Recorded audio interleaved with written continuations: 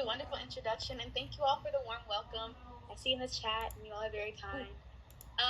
So again, my name is Faith Scriven. I'm currently getting a master's in community psychology at Florida A&M University, FAMU in Tallahassee. I got my bachelor's degree in psychology and biology as I wanted to be a clinical neuropsychologist initially. So I just love everything with the brain and the brain body and how it all works. I'm currently an RBT, so that stands for Registered Behavioral Technician.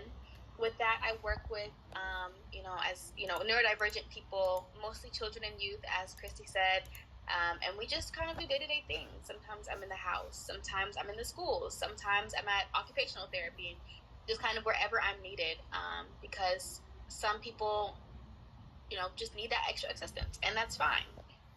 And I love the conversation beforehand. The segue was amazing into it, because even how you all talked about how there are several different ways that you need to learn, or not just kinesthetic, but you can be reading, you could be looking, but you may need those all those different ways. That's essentially what I help do, and help acclimate people into their acquisition skills, or their children into their acquisition skills is what we call them. So with the acquisition skills, it may be something as simple as I work with a lot of nonverbal children with autism. And so we say things like trying to do sign language, so more. So maybe we'll just start with the sign, and then we'll start with the m, and get to more, and kind of teaching in different ways, but also doing it across different people. So maybe there are different RBTs that work with them. So me or my BCBA or other different RBTs that work with the same child is just kind of getting them acclimated in different settings, because I'm everywhere.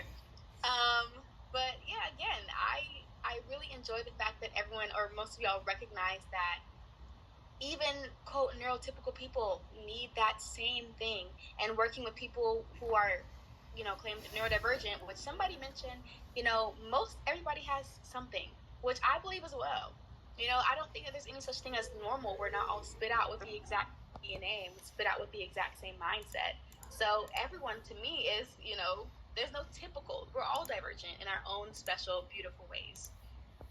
So that's just a bit about what I do. But I love the conversation coming behind it. And today, if you all want to have, I love conversation. If y'all want to do a conversation, I don't have to talk at you. It's whatever you all feel. When you feel inclined to jump in, by all means, jump in. I wanted to address certain things like intersectionality. So how being a different race, a different sex or gender, or things of that nature have a large effect. Socioeconomic status, access to resources, how those affect how people come into the world, observe the world, or how they're treated or feel the world is. There are so many important things that we need to recognize, not only as neurodivergent people, as allies, as educators, as all these things that we should be mindful of and cognizant of all the time, and just kind of spreading awareness and education, because I believe that there's no such thing as somebody who's just maybe a bad person. Maybe you're just